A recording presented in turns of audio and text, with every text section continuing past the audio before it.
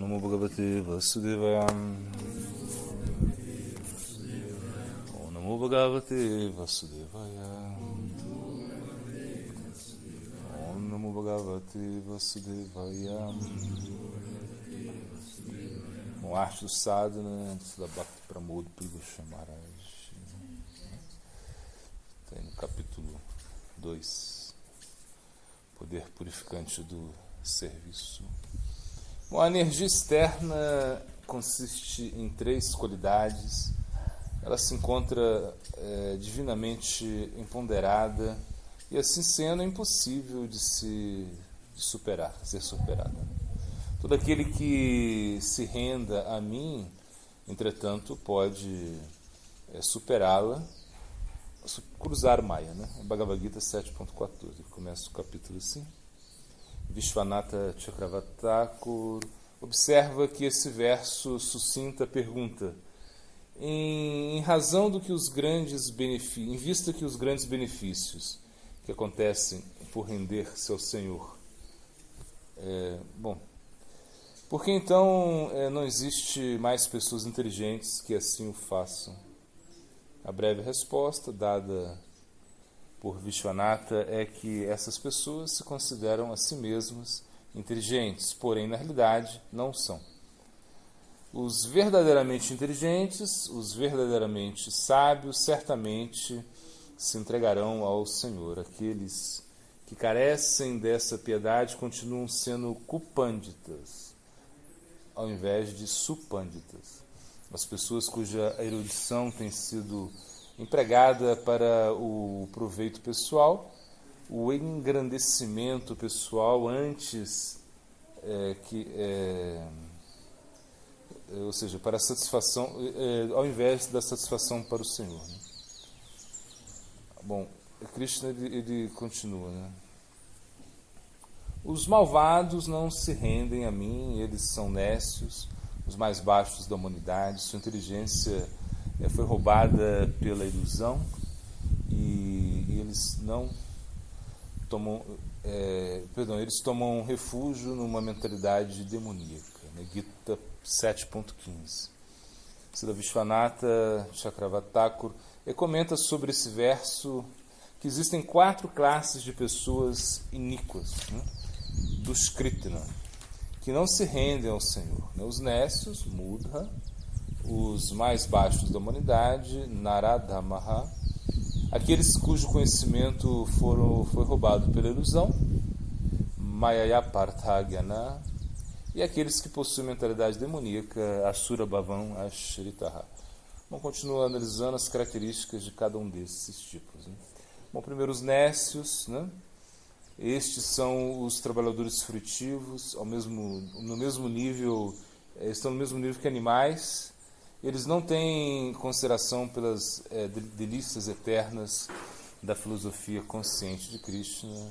Senão, eles, ao contrário, eles desejam o flutuante prazer da gratificação dos sentidos nesse mundo e posteriormente no céu.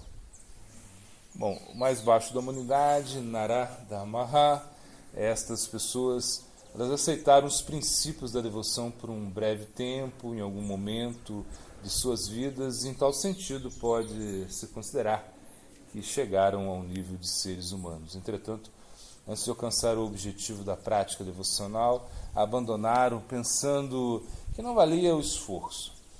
Essa rejeição voluntária do Bhakti é o sintoma de sua qualidade como o mais baixo da humanidade. O terceiro, a seguinte classe são aqueles que, apesar de haver estudado e inclusive ensinado as Escrituras, eles perderam sua faculdade de discriminação em mérito da influência da energia externa do Senhor. Essas pessoas pensam que somente a forma divina de Narayana em Vaikuntha é digna de nossa glorificação eterna e devoção, mas não consideram que Rama e Krishna sejam similarmente dignos, considerando os seres humanos ordinários, né? É para estas pessoas que o Senhor falou o verso, né? O verso é 9.11. Os nécios não me respeitam quando adoto uma forma humana. Ainda que essas pessoas possam ter o aspecto de ser devotos rendidos, não é o caso, né? Bom, primeiro, os demônios são aqueles que se converteram no inimigo do Senhor. Eles são como Jarasandha, que viu a forma do Senhor, porém lançou flechas nela. Tais pessoas argumentam falsamente que, uma vez que a forma de Krishna pode ser vista, sendo assim, é o mesmo que as outras formas visíveis no mundo material. Eles projetam essa crença, inclusive, em Narayana, de Vaikunta, e tratam de rebaixar seu corpo feito de eternidade, consciência e bem-aventurança. Como resultado, nunca se entregam a ele. Os que vêm ao serviço devocional. No seguinte verso do Gita, o Sr. Krishna prossegue descrevendo 4 classes de pessoas que se entregam a ele, né? 4 classes de pessoas me adoram, ó Arjuna. Estes são os aflitos, os que buscam a sabedoria, os que desejam o proveito, né? E os sábios. Os aflitos, arta, são os que padecem de alguma doença ou alguma outra, algo ruim que aconteceu na vida deles, né? E buscam livrar-se desses sofrimentos. O que busca a sabedoria, Jignasa, se refere ao que busca o conhecimento do ser, ou ao estudante que se interessa em algum outro campo do saber, como ser a gramática. Os que desejam proveito, artarti, desejam desfrutar os objetos dos sentidos, como a terra, as mulheres belas mulheres, o dinheiro.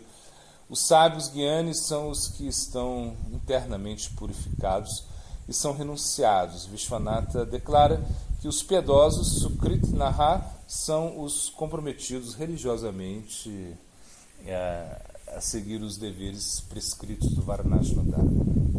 Os primeiros 3 desses tipos piedosos são chefes de família que ainda albergam, têm alguns desejos mundanos, enquanto que o último é o renunciado sem desejos, sannyasi. Os 4, entretanto, executam uma devoção mista, né? Os primeiros 3 se ocupam na devoção mesclada com karma Mishra Bhakti, enquanto que o último se ocupa na devoção mesclada com conhecimento, Jnana Mishra Bhakti, ou Yoga Mishra Bhakti, que se descreve no 8º capítulo do Gita, né? Quando a devoção não está mesclada com nenhum desses outros, né, elementos, se denomina Kevala, ou devoção exclusiva. Isso se conhece como Bhakti puro e se descreve em vários versos do Bhagavad Gita. Ele vai citar alguns, né? Bhagavad Gita 7.1. Agora escuta, ó filho de Partha, como ocupando-se na yoga, tomando refúgio em mim, com a sua mente apegada a mim, você pode me conhecer completamente, livre de dúvidas, né? Depois ele vai citar o 8.14, ó filho de Prita, para o yogi, que é sempre disciplinado e me recorda incessantemente, sem desvio, eu sou fácil de se obter. Este outro verso, Gita 9.13.14, né? Ó filho de Prita, as grandes almas, né, que se refugiam na natureza divina, me adoram com atenção indivisa, porque conhecem minhas opulências infinitas. Elas estão entoando constantemente minhas glórias, esforçando-se plenamente e, ao mesmo tempo, conservam fé firme em seus votos, prostrando-se diante de mim com devoção e adorando-me permanentemente unidos a mim. Tem outro verso aí também que ele vai... Tá bom. Eu assumo pessoalmente a responsabilidade de proteger e adquirir tudo necessário para a vida, para os devotos que dependem completamente de mim, que sempre estão absortos em pensamentos somente a respeito de mim e que me adoram exclusivamente em todos os sentidos, né? Nessa última instrução do Bhagavad Gita, Sarvadharma Parityaja, o Sr. Krishna declara que se devem abandonar todos os deveres previamente prescritos nas escrituras védicas, incluindo o Varnashma Dharma e outras regulações que regem as atividades do corpo e do pensamento. Além disso, o pessoal deve concentrar-se no ensinamento mais confidencial da escritura, a natureza pessoal do Senhor Supremo, render-se exclusivamente a Ele, em tal sentido, a classe de piedade sukrita necessária para alcançar essa devoção pura ou exclusiva é a que está orientada à adoração do Senhor Supremo, né? Bhakti Mukti, a transação da impiedade à rendição, né? Saktinanda Bhaktivinoda Thakur dá uma discussão, ele oferece uma discussão bem ampla, né, desses versos em sua tradução do Bhagavad Gita, explicando a transição da rejeição à ocupação no serviço do Senhor ao entusiasmo, né? Ele parafraseia os versos do Bhagavad Gita como segue: ao Senhor diz, né, ele diz, né, é praticamente impossível para aqueles que são ímpios ocupar-se no serviço devocional, uma vez que eles não se encontram no caminho do desenvolvimento progressivo. Ainda assim, existe ocasionalmente alguns indivíduos ímpios ou não regulados que são exceções a essa regra e adotam subitamente o caminho da devoção. Entre os piedosos que seguem um estilo de vida regulado, existem 4 classes que se ocupam em meu serviço. Todo o que busca o cumprimento dos seus desejos materiais sofre quando suas esperanças se frustram. No meio desse sofrimento, essas pessoas se recordam de mim. Eu os denomino Artha, os aflitos. Os ímpios que não seguem um estilo de vida regulado, entretanto, nunca pensam em mim quando sofrem. As pessoas nécias previamente mencionadas, mudhas, os empíricos ateístas, os lógicos, chegam a recordar-me quando começam a sentir a necessidade do conceito de um ser supremo em suas investigações. Estes são os jignassus. Aqueles a quem eu descrevi como os mais baixos da humanidade, Naradama, aceitam o princípio da deidade como uma necessidade para a ética, mas não que a ética se funda no princípio da deidade. Quando essas pessoas não se satisfazem com sua inadequado conceito de Deus e compreendem que a deidade se ergue sobre a ética, se tornam devotos no caminho do Vaidhi Bhakti, desejando alguma retribuição por sua prática devocional como artartis. Aqueles que eu denominei como Mayayapartha Gyanaha adoram a Shiva ou a Brahma, porém não possuem um conhecimento exato do Sambandha. Eles não reconhecem que o Senhor Supremo possui eternamente potências, que a Diva é uma chispa, uma fagulha, né? Faísca, de conhecimento individual e eterna, e que a relação da Diva com a energia material inconsciente é temporal. A maioria deles não reconhece que sua relação com o serviço para o Senhor Supremo, né, é sua posição constitucional eterna. Como resultado, ainda que estudem Vedanta e demais obras filosóficas, seu conhecimento está coberto. Quando uma diva cuja inteligência foi roubada pela energia ilusória reconhece que as concepções Brahman e Paramatma da verdade suprema são incompletas e se amparam na concepção pessoal da deidade, Bhagavan, o Senhor mesmo remove a cobertura sobre sua inteligência. A diva seguidamente reconhece que é um servo eterno do Senhor e adota o caminho sextuplo, né, da rendição, prapati.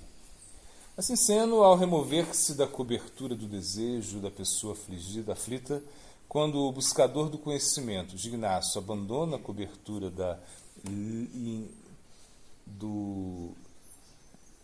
que o limita ao conhecimento baseado na ética, quando aquele que deseja ganho, né, a hartarti, deixa de lado o seu desejo trivial de felicidade sensual, e de aí em diante os filósofos Gyani abandonam o seu apego por submergir-se no aspecto impessoal da verdade e sua crença de que o aspecto pessoal é uma manifestação temporal, né? Essas quatro classes de pessoas também se tornam aptas para o serviço devocional. Na medida em que subsistam essas impurezas, eles, no melhor dos casos, se ocuparão no serviço devocional combinado.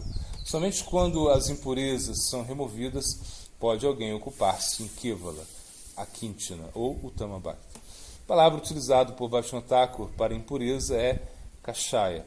Todas as impurezas se fundamentam no desejo de satisfazer os sentidos pessoais, quando os aflitos, os curiosos, os materialmente motivados e os sábios deixam de lado seus desejos baseados no sensual, né? Na sensualidade, e começam a pensar na sua forma de agradar o Senhor, sua devoção se vê livre de impurezas, e isto é serviço devocional puro. Tá. O Senhor Krishna continua na sua análise no 7º capítulo do Gita, especificando que os 4 tipos de pessoas que adotam o serviço devocional o Gyana Supremo, né? Elas estão verso aqui, dessas 4 classes de adoradores, né? Se destaca o filósofo situado no conhecimento de mim, permanentemente ocupado na devoção sincera. Eu, em minhas formas de Shama Sundara, sou muito querido a este filósofo e ele é muito querido a mim. Gita 7.17, está outro verso também. Todos esses devotos são indubitavelmente almas magnânimas, porém o filósofo é minha própria alma, estando sempre unido a mim. Ele está convencido que eu sou a meta imemorável. Então aqui ele está convencido que eu sou a meta suprema da vida. Gita 7.18. Não podemos dizer que o Senhor não tenha afeto pela pessoa aflita, buscador da riqueza, e a pessoa curiosa que adotaram o seu serviço devocional. O Senhor é como uma árvore dos desejos. Até certo ponto, ele concede a todos seus adoradores os objetos dos seus desejos. E sendo assim, esses devotos os aceitam com agrado. Entretanto, o filósofo verdadeiramente sábio não pede nada ao Senhor, mesmo que se trate nessa vida ou no céu, a salvação de todo compromisso material. É por isso que é tão querido ao Senhor. Ele compreendeu que mais do que o aspecto informe do Brahman, a forma do Senhor como um belo jovem negro é a meta suprema da vida. O Senhor sustenta que esse filósofo sem desejos, é tão querido como ele mesmo, né? O Senhor considera o devoto puro, exclusivo, inclusive, mais querido do que ele mesmo, portanto, ele diz a Uddhava, né? Ninguém é mais querido do que você, ó Uddhava, nem meu filho Brahma, nem Shiva, que nasceu do meu próprio corpo, nem meu irmão Sankarsana, nem Lakshmi, minha esposa, que mora em meu peito, nem sequer eu próprio, nem sequer meu próprio corpo, né? 11.14.15, chamado Bhagavatam. Em outra parte do Bhagavatam, o Senhor diz, né? Ó Brahmana, não desejo desfrutar de minha bem-aventurança na transcendental... Ó Brahmana, não desejo desfrutar de minha bem-aventurança transcendental e minhas opulências supremas se os devotos santos para os quais sou a única meta da vida, né? Sem os devotos santos, né? Agora sim. Então a gente vai para o glossário. O glossário é Vishaya Sangara, que é a batalha interna contra o desfrute sensual, né?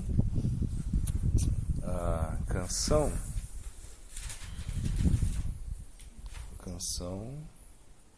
Chegou as novas? Não sei. Estou chegando.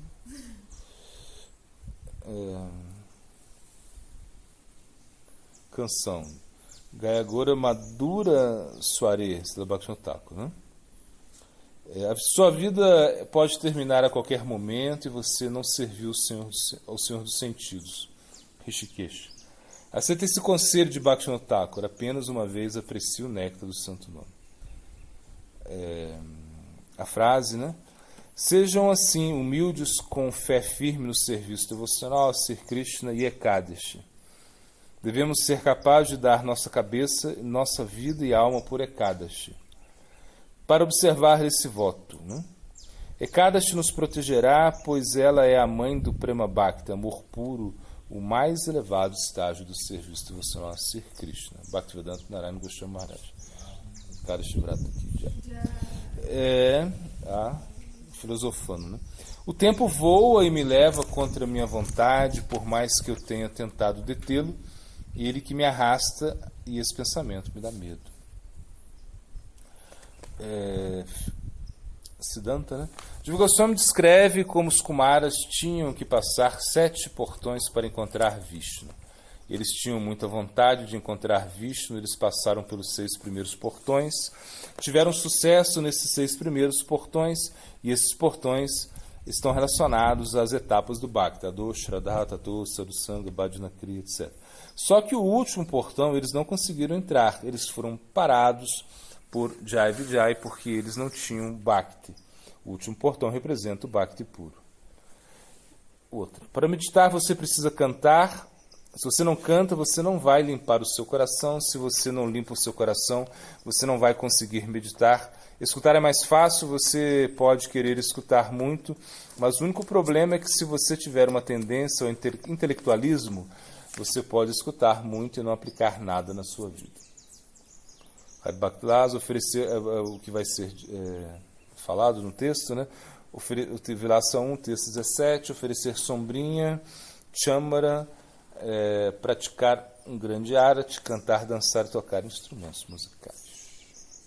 O que é sombrinha? É como para a deidade, né? Diga, deixa eu ver. Como. Então, olha lá, o verso. Hoje, no verso de Ve Sakshat Nahitate, Guru Chaitarupe, né? De ver a alma, Sakshat, experiência, né? Experimenta, Nahi não há, Tate, portanto, Guru, que é Guru, Chaitarupe, a super-alma, né? Versos a recordar, Yat Karoshi, 77, 78, Yoginapi, Sarveshan, e o 96, Krishna Mantra Rete, aí vai.